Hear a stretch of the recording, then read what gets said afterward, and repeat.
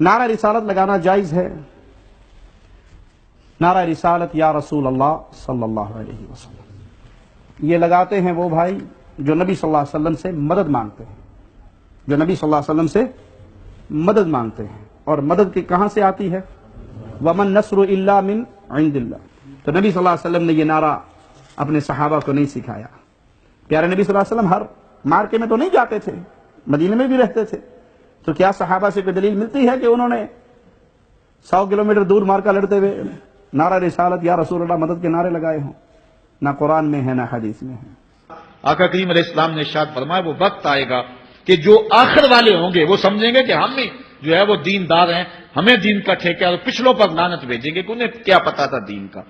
आज पिछलों के अकायद पर हमले हो रहे हैं और उन्हें मुशरिक कहा जा रहा है। मैंने एक दिन कहा था, ये बड़े जोर से कहा जाता है जो या रसूलुल्लाह कहे वो मुशरिक हो जाता है। मैंने कहा देखो इस फतवे का असर कहां तक जाता है। हुजूर अलैहिस्सलाम के सारे सहाबी आका करीम अलैहिस्सलाम की मौजूदगी के अंदर भी, और फिर देखिए मुसैलमा कज़्ज़ाब के मुकाबले में जो जंग लड़ी गई, उस जंग के अंदर हजरत खालिद बिन वलीद ने लिखा कि काफिर भी अल्लाह अकबर का नारा लगाते हैं, हम भी अल्लाह अकबर का नारा लगाते हैं, फर्क ही नहीं मालूम होता अपना कौन सा है और बेगाना कौन सा है।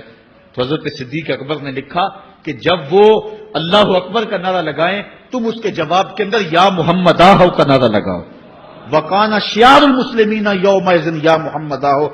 उस दिन मुसलमानों का शियार ही ये था, जो या मोहम्मद या रसूल अल्लाह कहता था वही मोमिन माना जाता था, बाकी को तहे तेग कर दिया जाता था। तो अगर या रसूल अल्लाह कहना शिरक है तो फिर सारे सहाबी वो 10,000 सहाबा जो जंग यमामा में शामिल थे उनके बारे में फिर क्या कहोगे?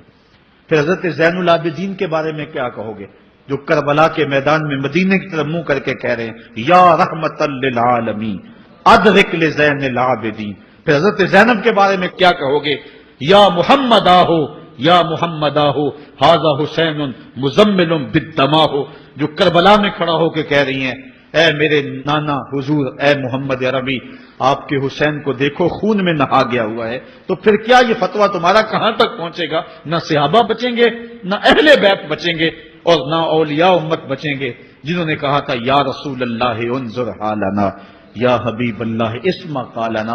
तो ये क़यामत की निशानियां है कि अगले जो हैं वो पिछलों पर लानते भेजेंगे, उनको बुरा भला कहेंगे, सहाबा को गालियां, अहले बैत को गालियां, नवासब में क्या कुछ नहीं किया है। और आज भी जो दुनिया के ऊपर नासबी हैं वो अहले बैत के बारे में क्या क्या जुबान इस्तेमाल नहीं करते, हुजूर के वालिदैन के बारे क्या कुछ नहीं कहा जाता। तो ये सब कुछ होने वाला है जो हुजूर अलैहिस्सलाम ने बयान किया, कुछ हो रहा है और कुछ तुम देखोगे अपनी आंखों के सामने।